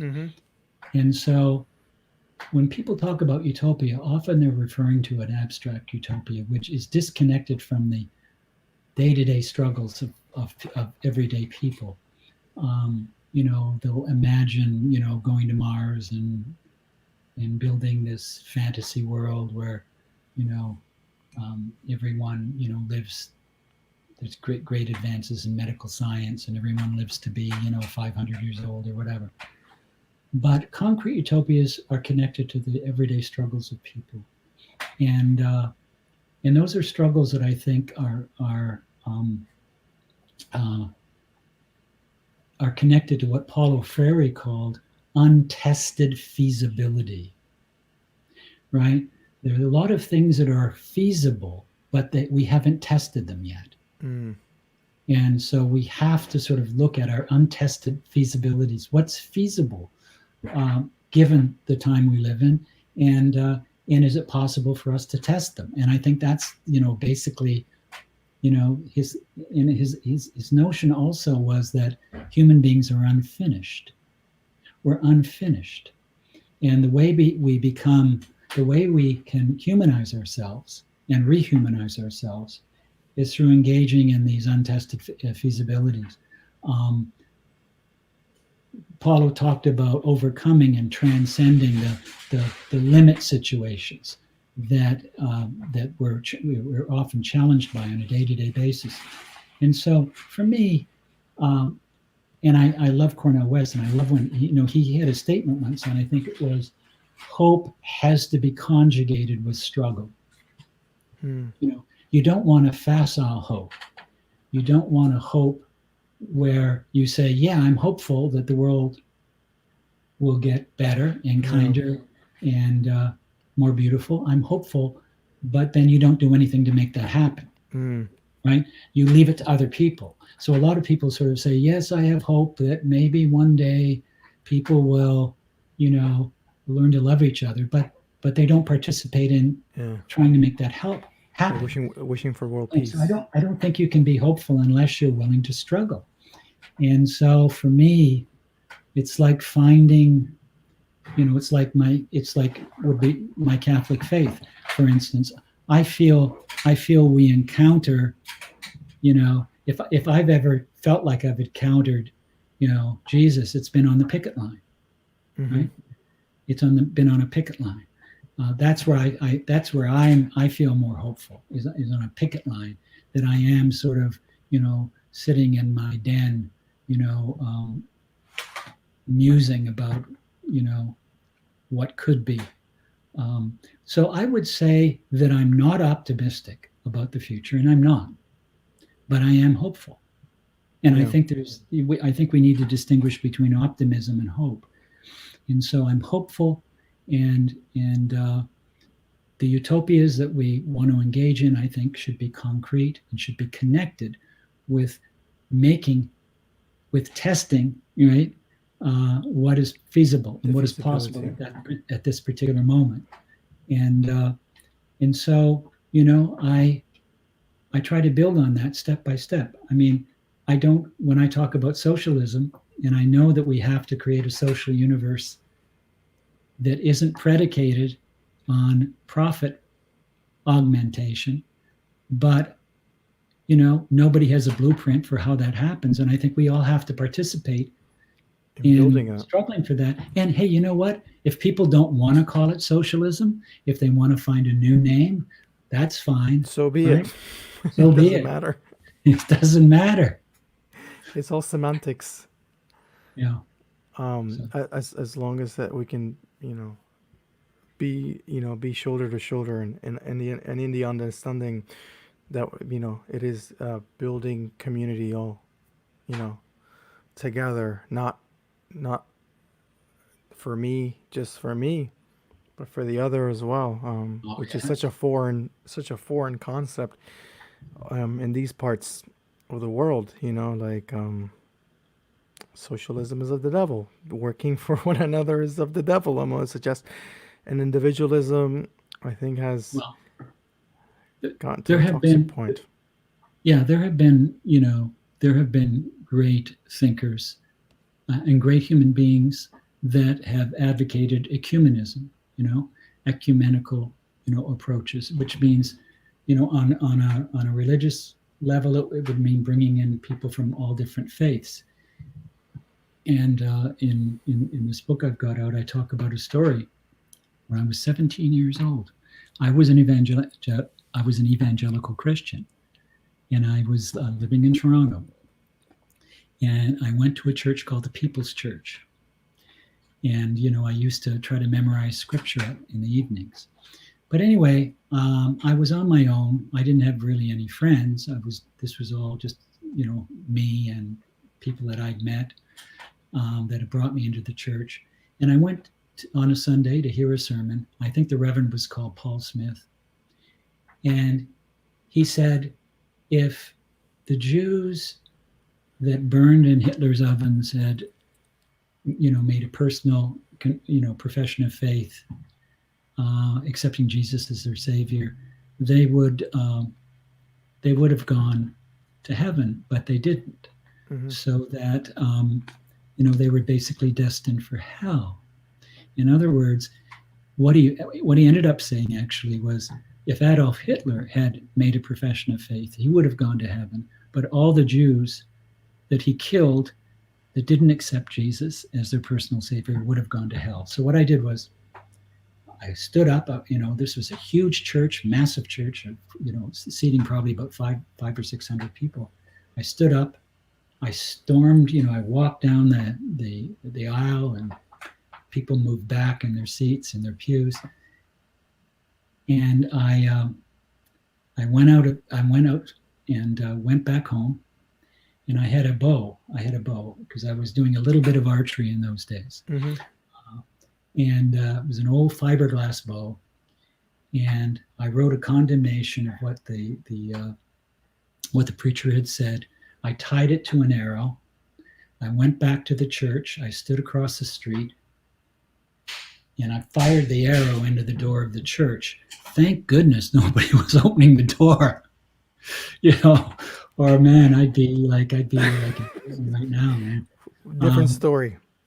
And would have been a different story. And so that was very Lutheran of you. Yeah, well, there was yeah, it was kind of like Luther hammering. Of course, it didn't have any world shaking consequences, but I did that actually. I was so pissed off, and that was it for me. Mm-hmm. That was completely it for me. And I left the church, and I never went back after that sermon. No. And then I guess in my 30s, I converted to Catholicism, and then was a kind of I kind of left the church for a while, and then slowly came back when I discovered some of the rich writings of liberation theologians. Claro. And I read it. I read a little bit into that. My last days of Christianity, because I'm no longer a Christian, or at least I don't profess that semantic, more agnostic atheism. But my last few days, I pilgrimaged my last days in Christianity in a Catholic church. Oh, really? Yes, because I really, and I did not stop professing because of it. It was just where my journey was going, and it was just where I was at, because I really loved the homily and the sermons from that sacerdote in that barrio. I thought it was spot on. It was very much cemented on the theology of liberation. It was a very decolonial homilias and messages. So that definitely drew me in. I was not getting that in the evangelical church I was going on, and not to suggest that there aren't evangelical churches that play into that. Of course, there are pastors that talk about that. I have a saying that some of the best Christians I know are atheists. Yeah. No, I mean, yeah. I mean, I jokingly say, I left Christianity to best follow Jesus. Right. It's a bit of a struggle within the bounds of. The worst thing that happened to Christianity is it became like a religion, because once it did that, in Constantinople, once it did that, it became the religion of empire. Exacto, and that's what we see reflected today. Yeah, and so the Trumpian era and everywhere, and the same thing with Buddhism. Same thing with when things become institutionalized, which is kind of seems like as a thing that tends to happen. But when things become institutionalized, they lose the saltiness. If you may. Well, there's been there's a pastor, I forget where the pastor is, maybe Minnesota, I'm not sure. He's a young guy. He's a young priest, actually, a young Catholic priest, that taped a sermon that went viral where he said, every Democrat is going to hell. That you can't be a Catholic and be a Democrat, and all Democrats are going to hell. And I talked to one of my ex-students who used to be a priest, a brilliant young man, and who's now a professor, actually. I said, well, you used to be a priest. I said, what is with this? Is this a real aberration, this guy? And I sent him the link. And he said, no. He said, when he was a priest, he found that sentiment growing and growing within the church. And so you fed onto it. Yeah. It was like a little by little.